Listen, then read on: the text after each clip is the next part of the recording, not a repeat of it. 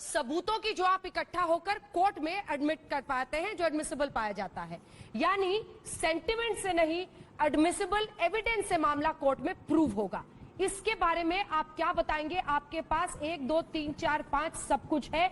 दूसरा सवाल, जब आप ये कहते हैं कि मेरे लिए अक्यूज है रिया चक्रवर्ती और यहां पर ऐसे लोगों से पूछताछ नहीं कर रही है मुंबई पुलिस, आगे नहीं ले जा रही है, तो क्या आप ये आशंका जाहिर कर रहे हैं कि मुंबई पुलिस रिया चक्रवर्ती को बचा रही है? और अगर बचा रही है तो इसके प्रमाण क्या है? 2 डायरेक्ट सवाल है। पहले सवाल का जवाब अंजना सुन लीजिए, मैं समझ गया। मैं पहले सवाल का जवाब देता हूं। आप तो बहुत आगे चली गई ट्रायल तक। मैं कह रहा हूं बिना एविडेंस के तो चार्जशीट ही नहीं कर सकते। इन्वेस्टिगेशन का प्रोसीजर क्या है? एफआईआर होता है। एफआईआर होने के बाद जो अभियुक्तिकरण, जो चार्जेज लगे हैं, उस पॉइंट पर इन्वेस्टिगेशन होता है। उस पॉइंट पर जब साक्ष्य मिल जाएगा, सॉलिड साक्ष्य मिलेगा, तब आप वारंट के लिए प्रे कीजिएगा। उसके बाद उसकी गिरफ्तारी करिएगा, उसके बाद उसको चार्जशीट करिएगा, उसके बाद ट्रायल का स्टेज आएगा। जब तक एविडेंस नहीं मिलेगा तब तक तो आप न वारंट निकाल सकते हैं, न गिरफ्तार कर सकते हैं, न चार्जशीट कर सकते हैं। तो ट्रायल का कहां सवाल है? हम कहां कहते हैं कि रिया चक्रवर्ती ने कत्ल किया है? हम कहां कहते हैं कि जिन लोगों को अभियुक्त बनाया गया है वो सब सही में दोषी ही होंगे? हम तो जजमेंट नहीं दे रहे हैं, हम किसी निर्णय पर नहीं पहुंचे हैं। हम तो ये कह रहे हैं कि एक बूढ़ा, बीमार, लाचार, असहाय बाप जो मुंबई में जा करके केस नहीं लड़ सकता, उसकी ये शिकायत है कि हमारे साथ ऐसा हुआ है और ये लोग जिम्मेवार हैं। हम उसकी शिकायत की जांच कर रहे हैं, इन्वेस्टिगेशन कर रहे हैं। जब साक्ष्य आएगा तभी हम वारंट निकालेंगे, तभी हम अरेस्ट करेंगे। भरोसा तो करना चाहिए कि हम किसी के खिलाफ नहीं है, रिया हो या कोई हो, किसी से हमारी दुश्मनी नहीं है, किसी निर्दोष को कुछ नहीं होने देंगे।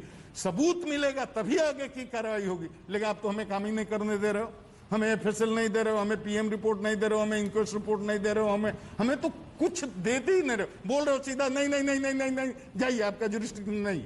तो ठीक है, अब मामला सर्वोच्च न्यायालय में है, सर्वोच्च न्यायालय बोल दे कि हाँ भाई आप छोड़ दो, आपका जुरिस्डिक्शन नहीं, मुंबई पुलिस को दे दो, हम दे देंगे। सर्वोच्च न्यायालय कह दे कि नहीं भाई इसमें मामला बड़ा फिक्सी लगता है, सीबीआई करेगी, हम दे देंगे। हमें कौन शौक है?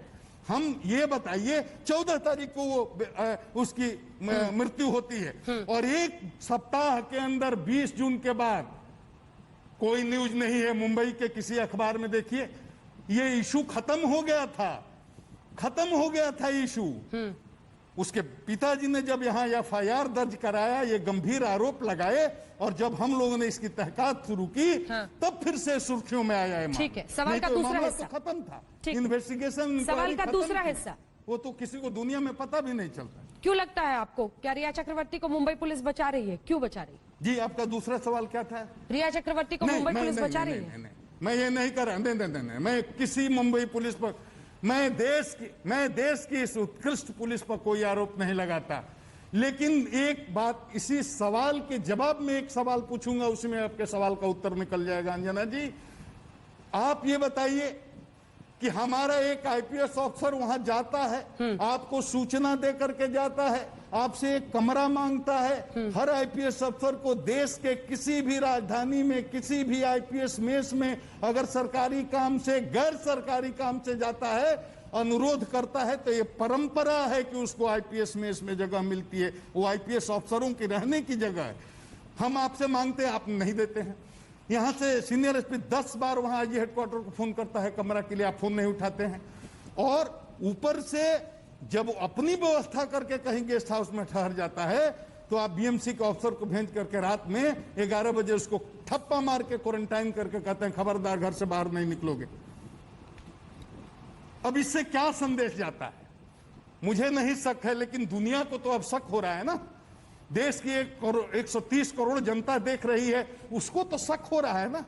हो सकता है मुंबई पुलिस बिल्कुल इम्पार्शियल इंक्वायरी कर रही हो, लेकिन परसेप्शन क्या बन रहा है कि एक आईपीएस ऑफिसर है, वो जाता है, उसको चोर की तरह आपने किलाबंद, उसको एक तरह से घर में हाउस अरेस्ट कर दिया आपने।